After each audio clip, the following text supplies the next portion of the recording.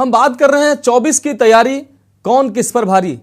उत्तराखंड में 2024 के लोकसभा चुनाव को जीतने के लिए एक और जहां भाजपा पूरी ताकत के साथ चुनाव को फतेह करने की तैयारियों में जुटी हुई है, तो वहीं उत्तराखंड कांग्रेस अपनी नेताओं की नाराजगी में उलझी हुई है। दरअसल कांग्रेस के विधायक तिलक राज बेहड़ ने अपनी ही पार्टी के हाईकमान के फैसले पर सवाल खड़े कर दिए हैं। देखिए हमारी रिपोर्ट।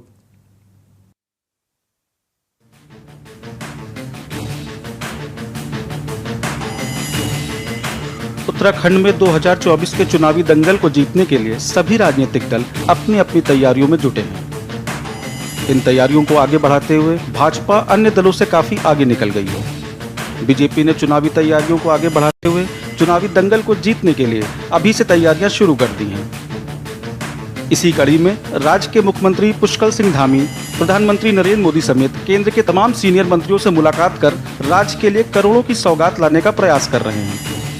दिल्ली दौरे से वापस लौटे मुख्यमंत्री धामी ने बताया कि उन्होंने प्रधानमंत्री नरेंद्र मोदी से जोशीमठ प्रभावितों के पुनर्वास, प्रधानमंत्री आवास योजना के तहत 25,000 मकान राज्य को आवंटित किए जाने, 125 मेगावाट बिजली प्रोजेक्ट की स्वीकृति दिए जाने, राज्य में PMGY की सड़कों को बनाने समेत राज्य में वंदे भारत एक्सप्रेस चलाने की प्रधानमंत्री से मांग की है।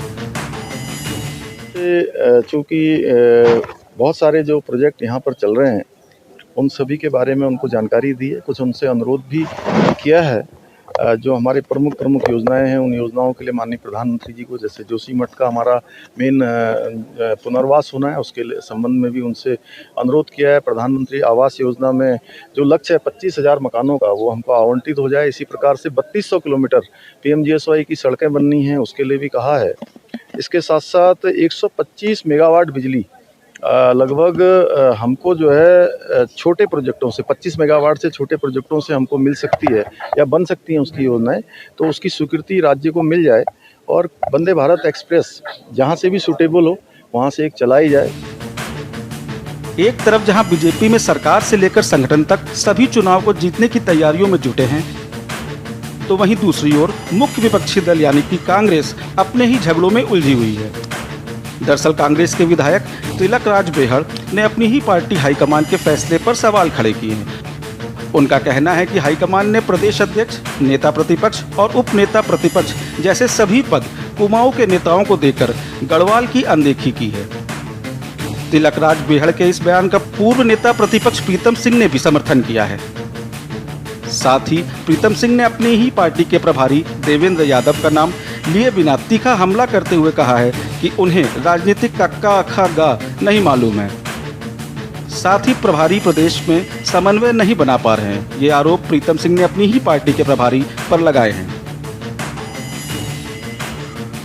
पार्टी ने प्रदेश अध्यक्ष, नेता प्रतिपक्ष और उप नेता का चयन किया है। अच्छा लगा, पार्टी का निर्णय है। पर उस समय मेरे मन में ये बात आई थी कि अच्छा होता एक पद गढ़वाल को देते, एक पद महत्वपूर्ण कुमायूं को देते। क्यों ऐसा पार्टी ने निर्णय लिया आज तक नहीं समझ में आता कि गढ़वाल के अंदर विधानसभा की सीटें बहुत ज्यादा हैं। कुमायूं महत्वपूर्ण है उतना ही गढ़वाल महत्वपूर्ण है हमारे लिए, हरिद्वार से लेकर पूरा पहाड़। अगर एक पद वहां होता तो शायद पार्टी को ज्यादा मजबूती मिलती और एक पद कुमायूं में होता, एक तराई को देते। बैलेंस करना चाहिए था पार्टी को, पर कहीं ना कहीं चूक हुई है। दल होता है वो 2-4 लोगों का नहीं होता है। कांग्रेस एक बहुत बड़ा राजनीतिक दल कह लीजिए या विचारधारा कह लीजिए, और सब में समन्वय हो पाना बड़ा मुश्किल होता है। लेकिन प्रयास ये होना चाहिए, लोगों का ये कार्य होना चाहिए जिनके पास दायित्व है कि वो प्रदेश के अंदर समन्वय बनाने का काम करें। और खास तौर से ये जिम्मेदारी जो राष्ट्रीय नेतृत्व द्वारा प्रभारी नियुक्त किए जाते हैं उनकी बनती है। देखिए, कांग्रेस तो नेतृत्व विहीन हो गई है। कांग्रेस में जिस तरीके से गुटबाजी हो रही है, सिर्फ फुटबॉल हो रहा है, नेता एक दूसरे को हिंदी वर्णमाला की बातें बता रहे हैं कि किसी को क ख ग नहीं पता है, किसी को ABCD नहीं पता है, और एक दूसरे के खिलाफ सार्वजनिक रूप से बयान दे रहे हैं। तो ये कांग्रेस का कारक जो है कांग्रेस आज जिस हालत में गई है उसके लिए नेता ही तो जिम्मेदार है। कांग्रेस को जनता ने इसलिए तो नकार दिया है कि जब कांग्रेस के नेता एक दूसरे को नेता मानने को तैयार नहीं है, इस तरीके की बातें करके अपने ही नेताओं के खिलाफ बोल रहे हैं, तो ये कांग्रेस को मुबारक हो। कांग्रेस का हाल जो होना था इससे भी बुरा हाल होने वाला है। तो कांग्रेस का अपना अंदरूनी मामला है, लेकिन जैसे देखा जा रहा है कि तिलकराज बेहड़ जी ने साफ जो है नाराजगी व्यक्त की है और उन्होंने कहा कि मैं बीमार था और बीमार के चलते मुझे किसी ने मतलब सुना नहीं मेरी बात को, लेकिन जो है ये आगे आने वाले समय में उन्होंने एक चीज़ से चेतावनी दे दी है कि आगे आने वाले समय में ये कांग्रेस के लिए जो है गड्ढा खोदेगी। और मैं तो यहीं पर नहीं रुकूंगा, मैं ये भी कहूँगा कि अभी जो प्रीतम सिंह जी ने सीधे सीधे जो है अपने प्रभारी पर जो है सवाल खड़े कर दिए कि उन्हें राजनीति का ABC तक नहीं आता है। तो इससे तो साफ लगता है कि मतलब इसका पतन तय है।